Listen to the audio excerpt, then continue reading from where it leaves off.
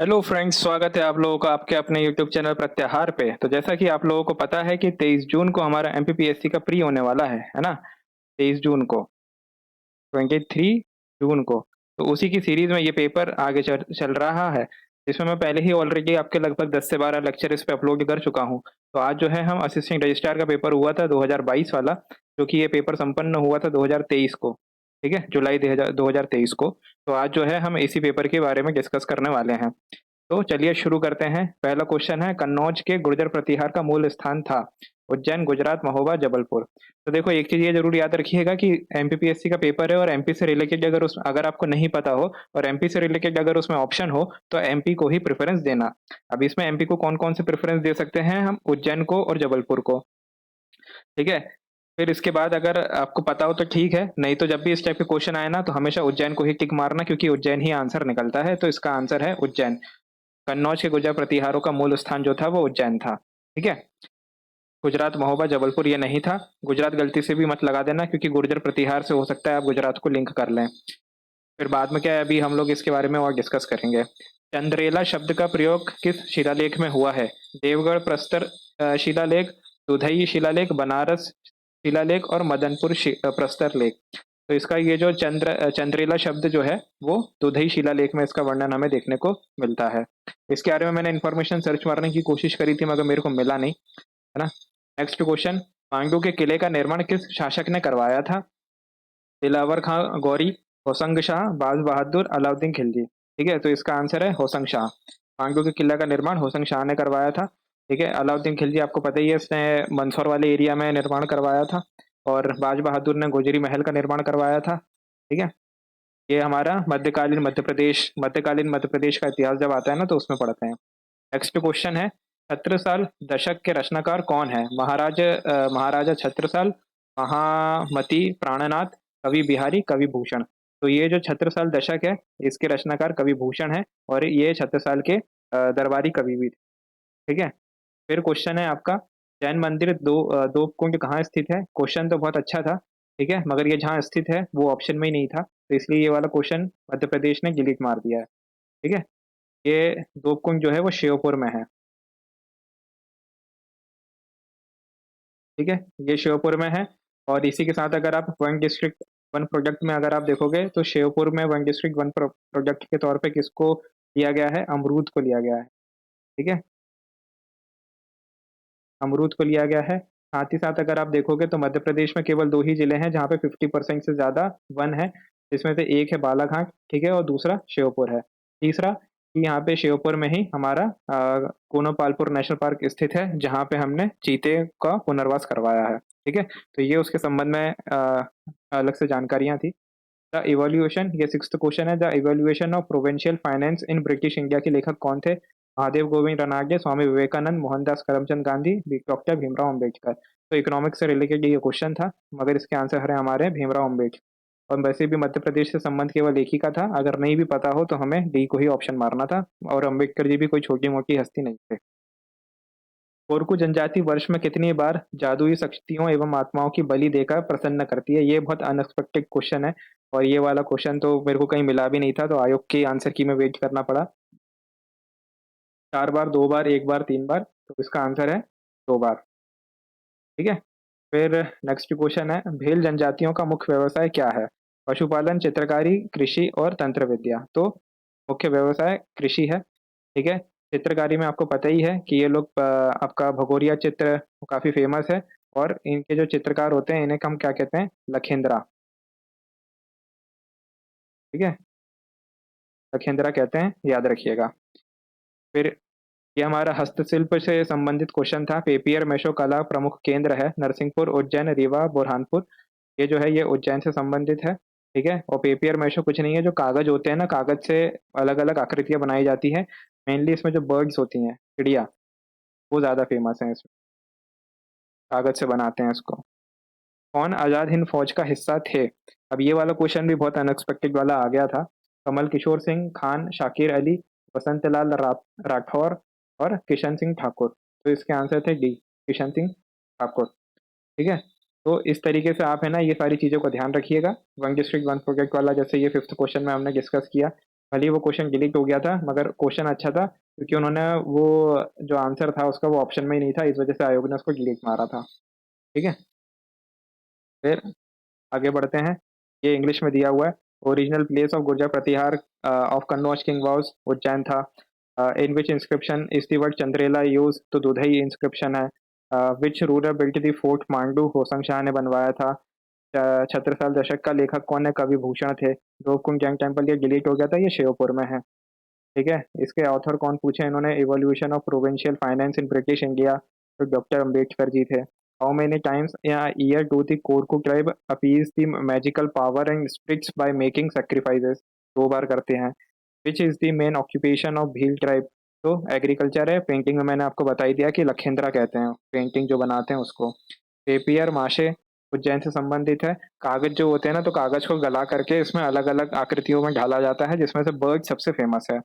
कौन Indian national army से part था, तो किशन सिंह ठाकुर इसके पार्ट थे। ठीक है, अब वापिस आते हैं पेपर पे। 11वां क्वेश्चन है, मैकाल श्रेणी का संबंध किससे है। मैकाल श्रेणी सबको पता है कि ये किससे होगा, सतपुड़ा श्रेणी से होगा। और सतपुड़ा श्रेणी में ही हमने ये भी देखा था कि कैसे इन्होंने अलग अलग असीरगढ़ की पहाड़ी हो गई, बीजगढ़ की पहाड़ी हो गई, महादेव श्रेणी हो गई, ठीक है, चौरागढ़ की पहाड़ी हो गई और ग्वालीगढ़ की पहाड़ी हो गई, ये सब सतपुड़ा श्रेणी के भाग हैं। ठीक है, नेक्स्ट क्वेश्चन है, जोहिला नदी का उद्गम स्थल है मैकाल, धूपगढ़, कैमूर और मुल्ताई। तो जोहिला नदी जैसा कि आपको पता है कि ये जो वो वाला एरिया है आपका, जैसे ये हमारा मध्य प्रदेश है, तो ये यहाँ पे अमरकंटक वाला एरिया, तो यहाँ से नर्मदा निकली है, इधर से पून चली जाती है और यहीं पर ही ताप्ती नदी का भी उद्गम है। तो कहाँ से निकली है, या मैकाल श्रेणी से निकली है। और जोहिला आपको पता भी होगा, जोहिला हमारा कोयला क्षेत्र के लिए भी फेमस है। ठीक है, नेक्स्ट क्वेश्चन है, मानधाता कौज किस नदी से संबंधित है। अब मानधाता तो पता ही है कि मानधाता कहाँ कौन सी नदी से संबंधित है। ठीक है, तो ताप्ती, नर्मदा, शिप्रा, केन, तो इसका आंसर क्या है, नर्मदा। ठीक है, नेक्स्ट क्वेश्चन है, मध्य प्रदेश में सर्वाधिक वर्षा परिवर्तनशीलता किस जिले में पाई जाती है। वर्षा परिवर्तनशीलता का मतलब क्या होता है कि किसी टाइम पे बहुत ज्यादा पानी गिर गया और किसी टाइम पे बहुत कम पानी गिर गया। ठीक है, अब जैसे ये मान लो कि ये ईयर 1 है और ये सेकंड ईयर है। ठीक है, किसी टाइम पे मान लो 100 सेंटीमीटर पानी गिर गया और किसी टाइम पे मान लो 85 सेंटीमीटर पानी गिरा, तो ये जो चेंज आता है ना, इसी को वर्षा की परिवर्तनशीलता बोलते हैं। तो कहाँ पे देखने को मिलेगी, शहडोल, सीधी, खरगोन, सतना। तो ये हमें सबसे ज्यादा देखने को मिलेगी खरगोन में। ठीक है, पश्चिमी एरिया जो वाला एरिया होता है ना। और एक क्वेश्चन और मैंने एक जगह देखा था, उसमें उन्होंने पूछा था कि अ, ऐसा क्यों होता है कि जो आपका सतपुड़ा है, इसके पास रेनफॉल जो है वो थोड़ी कम हो जाती है। सतपुड़ा में जो होता है वो रेन शेडो एरिया में अवस्थित होता है। तो रेन शेडो एरिया आपने वो ना ज्योग्राफी में पढ़ा ही होगा। ये भी बहुत खतरनाक क्वेश्चन इन्होंने पूछा था। गुजरी झगड़ा खंड खान किस कोयला खान से संबंधित है। सिंगरौली कोयला क्षेत्र, उमरिया कोयला क्षेत्र, जोहिला कोयला क्षेत्र और सुहागपुर कोयला क्षेत्र। देखिए, जैसे इसका आंसर है सुहागपुर कोयला क्षेत्र, हालांकि इसमें कंफ्यूजन भी हो सकता है। मतलब एग्जाम टाइम में मैं बता रहा हूँ आपको कि सुहागपुर लगाएं कि क्या लगाएं। अब जैसे सिंगरौली में सबसे अच्छा कोयला मिलता है मध्य प्रदेश में, और सुहागपुर सबसे बड़ा कोयला क्षेत्र है। तो आप जैसा अगर तुक्का में मारते तो इन्हीं दोनों में से किसी एक में मारते। और ये जोहिला कोयला क्षेत्र, जैसे कि ऊपर आपने क्वेश्चन देख ही लिया है, जोहिला नदी इन्होंने पूछी थी, ये 12वां क्वेश्चन। एक उद्गम कहाँ है, तो मैंने आपको बताया था कि कोयला क्षेत्र के लिए फेमस है। ठीक है, तो बिजुरी झारखंड खान जो कोयला क्षेत्र जो है वो सुहागपुर कोयला क्षेत्र से संबंधित है। ठीक है, नेक्स्ट क्वेश्चन देखते हैं, क्वेश्चन नंबर 16। इसमें क्या पूछा है कि निम्नलिखित में से किस पेटी में सर्वाधिक मैग्नीज भंडार है। बालाघाट, छिंदवाड़ा, विदिशा, होशंगाबाद, सीधी, सिंगरौली, मंडला, इंदौरी। तो सबको पता ही है कि मैग्नीज हमारे बालाघाट वाले एरिया में मिलते हैं, तो इसमें जो पेटी है वो बालाघाट, छिंदवाड़ा आएगा। ठीक है, गांधी सागर बांध कहाँ स्थित है। गांधी सागर बांध आपको याद होगा कि मैं जब आपको मैंने आपको यमुना रिवर सिस्टम के बारे में जब बताया था, सॉरी गंगा रिवर सिस्टम में, तो यमुना नदी के बारे में वर्णन किया था। और यमुना की नदी थी चंबल नदी। उस चंबल नदी में मैंने आपको बताया था कि 3 बांध बने हुए हैं, जिसमें से एक था गांधी सागर जो मंदसौर में स्थित है। ठीक है, तो कौन सी नदी पर है, ये चंबल नदी पर स्थित है। ठीक है, गांधी सागर मंदसौर में। फिर नेक्स्ट क्वेश्चन है, एशिया का सबसे बड़ा सौर ऊर्जा केंद्र कहाँ स्थापित है। मऊगंज में, जनकपुर में, गुड़ में, गोविंदगढ़ में। तो इसका आंसर सबको पता ही है कि गुड़ में है ये। ठीक है, और ये कहाँ पर है, आपके रीवा स्टेट, रीवा डिस्ट्रिक्ट में है। ठीक है, फिर दूसरा क्या है, इसकी पूरी क्षमता कितनी है, 750 मेगावाट की इसकी क्षमता है।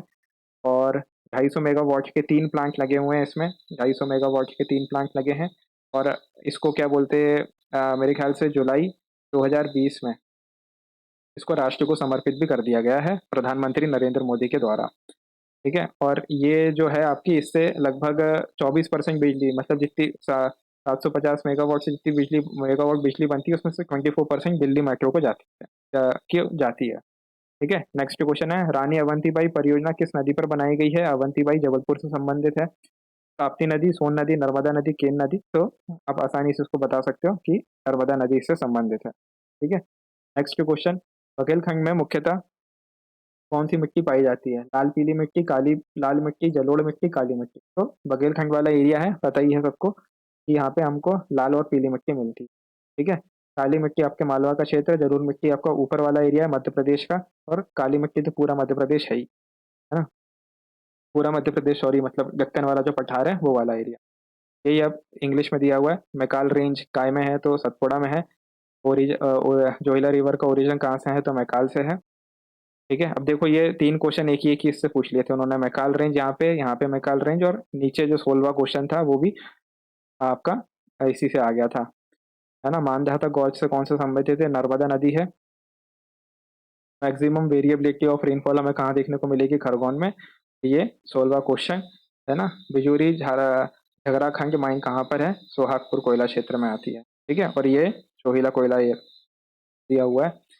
फिर ये 16वां क्वेश्चन है कि इस पे क्या है? वही बालाघाट छिंदवाड़ा मैग्नीज वाला।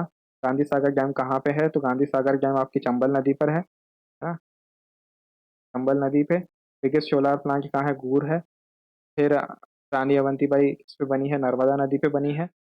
तो क्या है? रेड येलो सॉइल, जो कि बघेलखंड में मिलती है। ठीक है। नेक्स्ट क्वेश्चन है, मध्य प्रदेश में पंचायती राज एवं ग्राम स्वराज अधिनियम को राज्यपाल की सहमति कब मिली? 24 दिसंबर 1993, 26 जनवरी 1993, 24 जनवरी 1994, 26 जनवरी 1994। इसका आंसर है 24 जनवरी 1994। और ये लागू कब हुआ था? तो अगले दिन 25 जनवरी 1994 को ये लागू हो गया था। ठीक है। नेक्स्ट क्वेश्चन, मध्य प्रदेश राज्य में क्षमा प्रदान करने की शक्ति निम्नलिखित में से किसके पास है? आप क्षमा दान की शक्ति भूल रहे हैं ये, तो ये किसको होती है? राज्यपाल को होती है। ठीक है। क्षमा दान की शक्ति। हाँ। फिर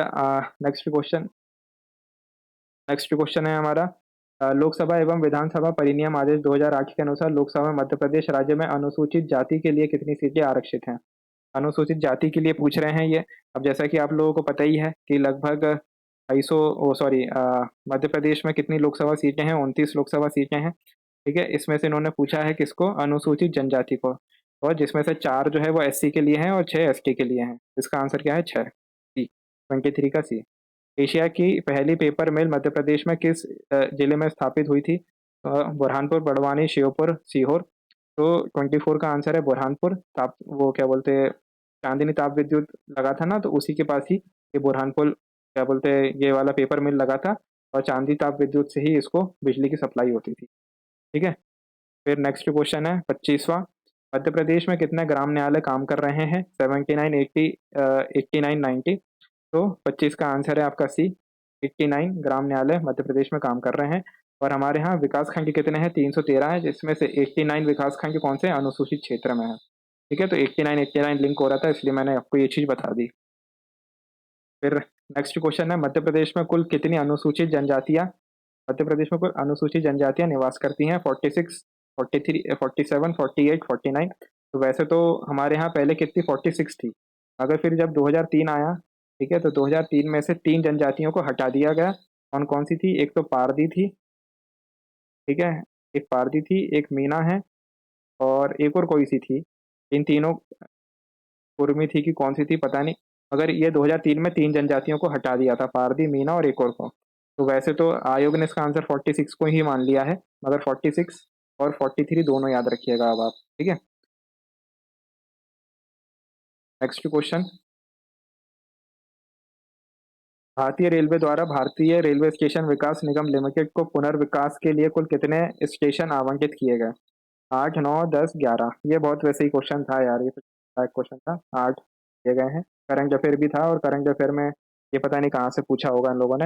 मध्य प्रदेश का कौन सा जिला ओपीएम अल्कोलाइड प्रसंस्करण कार्य के लिए जाना जाता है? रतलाम, नीमच, मंदसौर और शिवपुरी। तो 28 का आंसर है बी, नीमच में मच फेमस है ओपीएम अल्कोलाइड के लिए। अब जैसे कि देखो ये वाला क्वेश्चन है कि मध्य प्रदेश में मैग्नीज अयस्क का कुल भंडार कितना है? अब ये वाले जो ऑप्शन है ना, एक भी ऑप्शन है ना। मैंने क्या बोलते हैं नेचुरल रिसोर्सेज पे मध्य प्रदेश का इकोनॉमिक सर्वे 2022-23 का चैप्टर 11 है, ये मैं ऑलरेडी अपलोड कर चुका हूँ, उसमें ये चीज़ दी हुई है। तो आप देखोगे तो उसमें है ना मैग्नीज के भंडार जो है वो 57 मिलियन टन बताया गया हुआ है। तो यहाँ पे आप ऑप्शन देखोगे तो एक भी मैच नहीं है। अब 57 में अगर आसपास भी आप देखोगे तो एक 64 आता है, एक 46 आता है। ठीक है, मगर आयोग ने इसका आंसर माना है सी, 23.64 मिलियन टन। पता नहीं किस हिसाब से इन्होंने ये क्वेश्चन दिया है और क्या आंसर माना है, ईयर वगैरह भी नहीं लिखा है, मगर अब आयोग की जय हो, क्या कर सकते हैं, है ना। 30वां क्वेश्चन है, मध्य प्रदेश में ग्रामीण दीनदयाल अंत्योदय योजना का मुख्य उद्देश्य क्या है। अब देखो ग्रामीण दीनदयाल अंत्योदय योजना के बारे में बात हो रही है और ये इकोनॉमिक सर्वे में दिया हुआ है, और इकोनॉमिक सर्वे में मैंने इस वाले योजना को कवर किया भी था।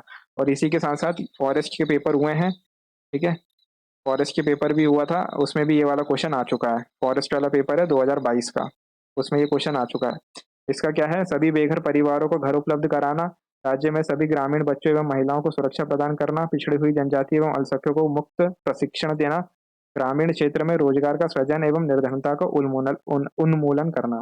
तो ये रोजगार से संबंधित था, ये डी है इसका आंसर। ठीक है, तो मैंने आपको ये बता भी दिया है कि फॉरेस्ट पेपर में आया था ये 2022 के पेपर में, और इकोनॉमिक सर्वे में भी इसको कवर किया गया है। अब यही पूरे क्वेश्चन है जो इंग्लिश में है, मैं इसको धीरे धीरे लेके जा रहा हूँ क्योंकि वो फिर क्या ये वीडियो बहुत बड़ा हो जाएगा, है ना। 23, 28, 24, 29, 25, 30। Which of the what is the main objective of Deendayal Antyodaya Yojana. तो डी है इसका, to generate employment and eradicate poverty in rural area. Next question है, आईएमएफ के वर्तमान प्रबंधक कौन है। क्रिस्टियाना लगार्डे, क्रिस्टिनिना जियोर्जियावा, कैमिल गट और डोमिनिक स्ट्रॉस कान। तो मैंने तो क्रिस्टियाना जॉर्जिया इसके आंसर थे उस टाइम पे, अभी शायद चेंज हो गए हो तो पता नहीं, देखना पड़ेगा। भारत में 22वें विधि आयोग की अवधि क्या होती है, 3 साल, 4 साल, 5 साल, 6 साल। जनरली आयोग अगर आप देखोगे तो 5 साल होता है, मगर ये क्वेश्चन आयोग ने पूछा ही इसलिए था क्योंकि इसकी जो अवधि होती है ना वो 3 साल की होती है। ठीक है, फिर नेक्स्ट क्वेश्चन है, मध्य प्रदेश आर्थिक परिषद 2023 की वार्षिक बैठक कहाँ आयोजित हुई। तो ये जब भी ये वाला क्वेश्चन आए ना तो कंफ्यूज बिल्कुल मत होना, इसकी वार्षिक बैठक कहीं हमेशा एक ही जगह होती है, दावोस में। तो सी सी है इसका आंसर। ठीक है, दावोस में यही होती है इसकी बैठक। फिर है, मध्य प्रदेश में छात्रों को गुणवत्ता शिक्षा प्रदान करने के लिए सीएम राइज योजना को कब प्रारंभ किया गया। भाई देखो ये 21 जून 2022, 12 जून, 12 जून, 21 जून। ये क्या, ये पता नहीं क्या क्वेश्चन पूछा इन्होंने, ये डिलीट मार दिया था आयोग ने। ठीक है, आगे चलते हैं, क्योंकि ये मैंने खुद भी ढूंढा था तो मेरे को नहीं मिली। मध्य प्रदेश सरकार की मुख्यमंत्री उद्यम क्रांति योजना, आप देखो ये उद्यम क्रांति योजना के बारे में पूछ रहे हैं। और ये जब आपका 2022 का या फिर मेरे ख्याल से 23 का मेंस था, 23 का मेंस था इकोनॉमिक्स का, उसमें ये वाला क्वेश्चन आ भी चुका है कि कैसे ये योजना जो है वो रोजगार सृजन और गरीबी उन्मूलन में सहायक है। ठीक है, तो उद्यम क्रांति योजना शिक्षित युवाओं को, एक मिनट, शिक्षित युवाओं को स्वयं के उद्यम और स्वरोजगार स्थापित करने के लिए निम्नलिखित में से कौन सा कथन सही नहीं है, पूछा है। इस योजना में, अब आपको याद होगा मैंने योजना वाला पहले ही अपलोड कर चुका हूँ, आप उसको जरूर देखिएगा, उसी उसमें ये वाली चीज कवर की गई है ना। इस योजना में 18 से 45 वर्ष के बीच की आयोग के उद्यमों को ऋण मिलता है। योजना में न्यूनतम शैक्षिक अर्हता इसमें 10वीं पास मांगा गया है, वार्षिक आय 12 लाख से कम होनी चाहिए, उद्यम को बैंक में कुछ गिरवी नहीं रखना है। ठीक है, तो 35 का आंसर है बी। ठीक है, न्यूनतम जो शिक्षा जो इसमें बोली गई है 10वीं, ये गलत है इसमें, है ना। नेक्स्ट क्वेश्चन, निम्नलिखित में से मध्य प्रदेश के किस विभाग से मुख्यमंत्री कल्याण विवाह सहायता योजना संचालित होती। कल्याण विभाग संचालित विभाग कौन कौन कौन देखता है, सामाजिक न्याय एवं दिव्यांगजन सशक्तिकरण विभाग, महिला एवं बाल विकास विभाग, पंचायत एवं ग्रामीण विकास विभाग, जनजातीय कार्य विभाग। तो 36 का आंसर है ए, सामाजिक न्याय एवं जनजातीय कल्याण विभाग इसको देख। ठीक है, फिर है नेक्स्ट क्वेश्चन, मध्य प्रदेश के श्री मुंशीवर चंद्र डावर को 2023 में किस क्षेत्र में पद्मश्री से सम्मानित किया गया। मैंने आपको बताया था कि डावर था, तो डावर से अपन ने याद कर लिया था चिकित्सा। ठीक है, तो ये दवा से संबंधित है, 37 का सी। फिर ये देखो, ये इकोनॉमिक सर्वे में जो अब आपका आया था, इकोनॉमिक सर्वे में ये चीज कवर की गई है। नीति आयोग की कंपोजिट जल प्रबंधन सूचकांक 2017-18 में मध्य प्रदेश का क्या स्थान था, 6, 5, 4, 3। ठीक है, तो 38 का आंसर है डी, 3 था। और अगर आप मेरे ख्याल से 3 ही दी हुई है, उसमें 2018 की बात करोगे तो 18 में मेरे ख्याल से 4 थे। इसको देख जहाँ तक है 4 था। ये 17-18 का पूछा था। अब देख 17-18 का पूछा है तो पहले कौन सा है 17, तो इसलिए इसमें 17 के हिसाब से देखा जाएगा। ठीक है। मध्य प्रदेश के किस स्थान पर भोज समारोह आयोजित किया जाता है? बहुत इजी क्वेश्चन है, धार में किया जाता है 39 का। 40 क्वेश्चन, ध्यानचंद द्वारा ओलंपिक में कितने गोल्ड दागे गए थे? बहुत बकवास क्वेश्चन था, इसलिए आयोग ने उसको डिलीट किया। ठीक है। फिर नेक्स्ट क्वेश्चन है हमारा, ये देखो ये वही पूरी चीजें पूरी इंग्लिश में दी हुई है, आप है ना इसको चाहो तो आराम से देख सकते हो। फिर नेक्स्ट क्वेश्चन कंप्यूटर साइंस है, 1 टेराबाइट किसके समतुल्य होता है? दो raise to the power 40 bytes, 2 raise to the power 32 bytes, 2 raise to the power 24 bytes, 2 raise to the power 16 bytes. तो 41 का आंसर है A, 2 raise to the power 40 bytes. ठीक है। फिर ये साइंस का क्वेश्चन आ गया था, फ्लेमिंग के दाएं हाथ का नियम किसे कहते हैं? चालक की गति की दिशा, चुंबकीय क्षेत्र की दिशा, ए और बी दोनों, ना तो एक ना तो बी। तो इसका आंसर है सी। ठीक है। अब तो सही है, चैट जीपीटी में किस आर्टिफिशियल इंटेलिजेंसी तकनीक का उपयोग होता है? अब देखिए कैसे है ना, क्वेश्चन रिपीट करता है आयोग। ये असिस्टेंट रजिस्ट्रार का पेपर है, ठीक है, 2023 में हुआ था। और फिर अभी अगर आपने देखा होगा तो 2023 में कि 17 दिसंबर को एमपीपीएससी का पेपर हुआ था, जिसमें उन्होंने पूछा था कि चैट जीपीटी किसने इसको आविष्कार किया है। तो ये कौन सी कंपनी थी? Open AI. ठीक है, ओपन एआई ने किया था। अब यहाँ पे इन्होंने क्या पूछा है?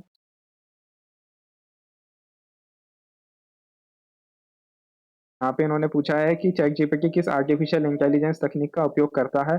Natural language processing, deep learning तकनीक, ए और बी और दोनों। तो इसका आंसर है सी, दोनों का यूज करता है ये, डीप लर्निंग का भी और इसका भी। रोबोटिक्स में आवश्यकता होती है, किसकी आवश्यकता होती है? यांत्रिक अभियांत्रिकी अनुप्रयोगों की, इलेक्ट्रॉनिक्स अनुप्रयोगों की, संगणक विज्ञान अनुप्रयोगों की, उपयुक्त सभी। अब उपयुक्त सभी दिया हुआ था तो आंसर क्या आ जाएगा? उपयुक्त सभी। ठीक है। नेक्स्ट क्वेश्चन है कि राष्ट्रीय सूचना विज्ञान केंद्र की स्थापना कब हुई? 1976, 1986, 1996, 2006। तो 1976 में इसकी स्थापना हुई थी। ये बहुत इंपॉर्टेंट क्वेश्चन है, ध्यान रखिए। फिर है नेक्स्ट क्वेश्चन, निम्नलिखित में से कौन सा एक राज्य मिशन मोड प्रोजेक्ट है? बैंकिंग है, ट्रेजरी है, पेंशन है, ई ऑफिस है। तो ये बहुत कंफ्यूजिंग क्वेश्चन था, अगर आपको पता हो तो पता हो, नहीं पता हो तो नहीं पता। तो इसमें राज्य मिशन मोड प्रोजेक्ट में ट्रेजरी इसका भाग था। ठीक है।